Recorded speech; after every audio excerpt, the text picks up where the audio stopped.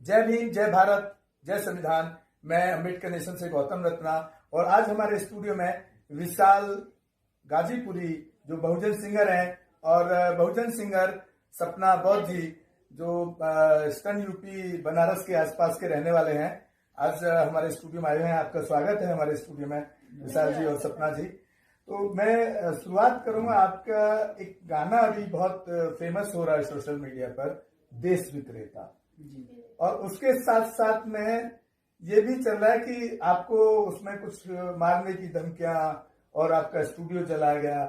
तो इस पर हम बात करने के लिए आपको बुलाए हैं, क्योंकि काफी आपको हम ढूंढ रहे थे कि आप इत्तेफाक से पता लगा कि आप दिल्ली में हैं, तो फिर आपको कांटेक्ट किया, आपको बुलाया। तो आप अपनी बात को हमारे चैनल के माध्यम से कम नहीं तो बहुजन समाज के लोगों तक जरूर पहुंचनी चाहिए आपकी आवाज, क्योंकि आपकी आवाज में बहुत दम है, उस समाज के लिए बहुत पीड़ा है। तो ये जो परिस्थिति बनी है आपके साथ, इसके पीछे क्या कारण है, वो आप हमारे चैनल के माध्यम से और बहुजन समाज के लोगों तक पहुंचाने के लिए जरूर पूरा डिटेल के साथ बताएं। Thank you sir. सबसे पहले जो हमारे साथ जो चैनल है अम्बेडकर नेशन चैनल की, जो हमारे परम श्रद्धेय गौतम रत्ना सर को मैं धन्यवाद देना चाहूँगा कि आपने मुझे अपने स्टूडियो में जो मुझे बुला करके हम लोग की जो पीड़ा, हम लोग की जो बातें ये समाज तक पहुँचाने का जो प्रयास कर रहे हैं, मैं सर को बहुत धन्यवाद देना चाहूँगा सर। थैंक यू सर, साधुवाद। देखिए, कारण तो बहुत सारे हैं।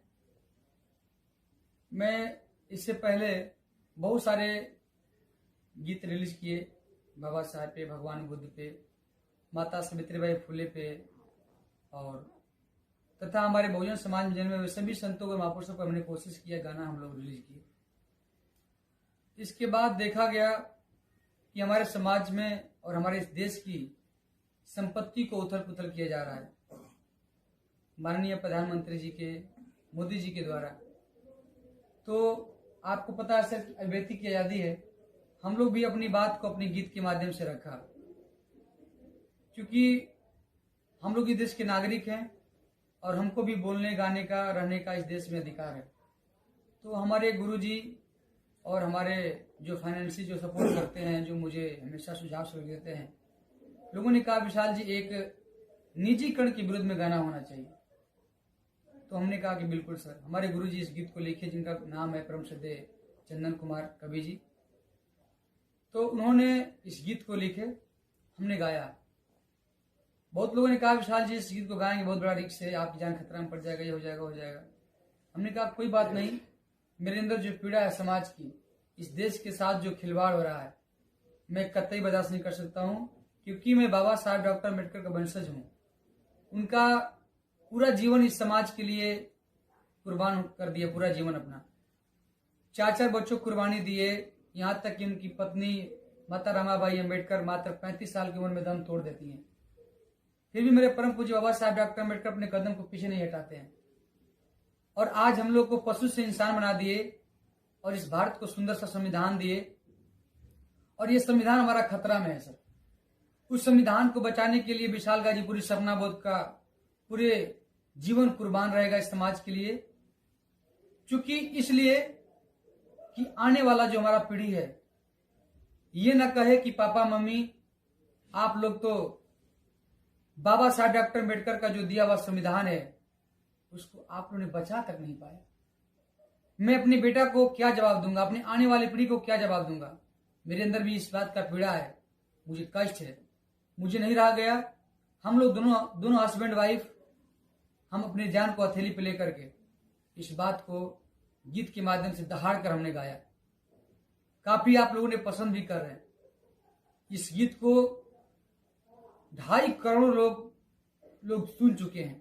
मुझे अभी तक आ रहा है रिपोर्ट कि किसी चैनल पे 12 लाख, किसी पे 10 लाख, किसी पे 50 लाख, किसी पेज पे 10 लाख, ऐसे कर करके इस गीत को 2.5 करोड़ लोग देख चुके हैं। मुझे इस बात बहुत खुशी है कि विशाल गाजीपुरी सपना बौद्ध को सभी लोग सपोर्ट कर रहे हैं। विरोध करने वाले जो गुंडे तबके के लोग हैं, करने दीजिए सर। विरोध करने वाला तो उनका काम है करना। वो करने विरोध कोई दिक्कत नहीं है, लेकिन मेरा जो काम था हम कर चुके हैं सर। अब बाकी उनका जो काम है वो कर रहे हैं। बाकी हमारे समाज का जो काम है वो मेरे साथ कर रहे हैं, मेरा समाज पूरे साथ खड़े हैं। इसके लिए मैं समाज को बहुत बहुत साधुवाद देता हूँ साहब। सपना जी, जिस तरीके से देखिए एक फीमेल, एज ए फीमेल आप बहुत विशाल गाजीपुर जी के साथ आप कंधे से कंधा लगा करके आप साथ दे रही हैं उनका। तो क्योंकि फीमेल उतना स्ट्रांगली हमने देखा है अक्सर प्रैक्टिकल लाइफ में, कहने को तो बहुत लोग बड़ी बड़ी बातें करते हैं कि फीमेल को बराबर का अधिकार है और वो बराबर की हर शक्ति उसके पास होती है, लेकिन जब हम प्रैक्टिकल लाइफ में जाते हैं तो फीमेल्स के साथ उसको जब इस तरह की तकलीफें घर में होती हैं तो उनको बहुत ज्यादा मतलब मैं समझता हूँ कि विशाल गाजीपुरी से ज्यादा आपको शायद सफर करना पड़ रहा होगा इनसे ज्यादा। तो आप कैसा महसूस कर रहे हैं और किस तरह से आप इस सिचुएशन से आप किस तरह से आप को लगता है आप निकल पाएंगी, या आपको भी कुछ इस तरह की जो फोन पे धमकियां हैं, कुछ आपके ऊपर भी कुछ ऐसे कमेंट्स भद्दे किए होंगे कई लोगों ने या इस तरह की, तो आप इसके लिए आपने क्या दिमाग में प्लान किया है कि आप किस तरह से इन चीजों से लड़ पाएंगी और अपने, आई थिंक आपके हस्बैंड हैं विशाल गाजीपुर जी, राइट, उनका किस तरह से आप साथ मजबूती के साथ दे पाएंगी इतनी खराब स्थिति के अंदर? बहुत बहुत धन्यवाद और सभी ऑडियंस को मेरा क्रांतिकारी नमो बुद्धाय जय भीम। और गौतम रत्ना सर, आप अम्बेडकर नेशन यूट्यूब चैनल के माध्यम से हम सभी का आवाज उठाना चाहते हैं, इसके लिए बहुत बहुत धन्यवाद और साधुवाद के पात्र हैं। बात आप सही बोले हैं सर कि मतलब आप जब विशाल सर के साथ सफर करती हैं तो आपको ज्यादा कष्ट उठाना पड़ता है या फिर आपको मतलब लोड ज्यादा होता है, तो सही बात है। लेकिन मैं भयभीत नहीं होती हूँ क्योंकि मैं रमाबाई अंबेडकर को याद करती हूँ उस समय कि अभी तो हमारे पास सब कुछ अवेलेबल है, मतलब बाबा साहब ने सब कुछ हमको हक अधिकार दिया है, यहाँ तक जूता पहनने का, पैंट कोट पहनने का सब कुछ अधिकार है हमें। आज हम विशाल सर के बराबर बैठे हैं तो कहीं ना कहीं बाबा साहब की देन है। और उस समय माता रमाबाई जब गोइठी, जिसको देहात में गोइठी गोबर बोलते हैं, कंडा, उसको मतलब उबले बोलते हैं जिसको, उसको पात के मुंबई जैसे शहर में पात के रमाबाई अंबेडकर बाबा साहब का साथ देती हैं, बाबा साहब को विदेश पढ़ने के लिए भेजती हैं, 4 बच्चों को जिलाती हैं। जब वो इतना कष्ट सह सकती है तो अभी तो हमारे पास सब कुछ है, तो शायद हमको लगता है कि उतना हम लोग अभी नहीं कर रहे हैं क्योंकि बाबा साहब ने हमको उतना अधिकार दे दिया संविधान में। बाबा साहब की वजह से आज हम इनके साथ चल रहे हैं। और माता रमाबाई अंबेडकर की बात करें तो उन्होंने बहुत कष्ट उठाया और बाबा साहब ने वो संविधान में लिखते हैं कि जो पहले की महिलाएं थी वो अब लड़कों के साथ कंधे से कंधा मिलाकर चलेंगी। और उसी का देन है कि आज हम लोग गोईठी नहीं पाथ रहे हैं, गोबर नहीं निकाल रहे हैं, घर में नहीं रहे हैं, आज हम विशाल सर के साथ कंधा से कंधा मिलाकर चल रहे हैं। और हम दोनों जीवन साथी हैं और मैं बहुत बहुत धन्यवाद दूंगी विशाल सर को कि आपने मुझे जो बाबा साहब ने और हमारे हस्बैंड मतलब हमेशा मेरा साथ देते रहे और किसी चीज के लिए रोके नहीं कि ये मत करो, हमेशा मेरा साथ देते रहे। और हम लोग भी कसम खाए हैं कि मिशन के लिए कुर्बान रहेंगे, अपने महापुरुषों के मिशन पे कुर्बान हो जाएंगे, लेकिन पीछे कदम नहीं हटाएंगे।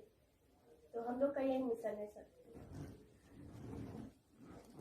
देखिए साथियों, आप सुन रहे थे विशाल गाजीपुरी जी को और सपना बौद्ध जी को, जो एक बहुजन मूवमेंट और बाबा साहब के आइडियोलॉजी और बुद्ध के आइडियोलॉजी और बहुजन आइडियोलॉजी को प्रमोट करने के लिए, उसको बढ़ाने के लिए लगातार गाने के माध्यम से एज ए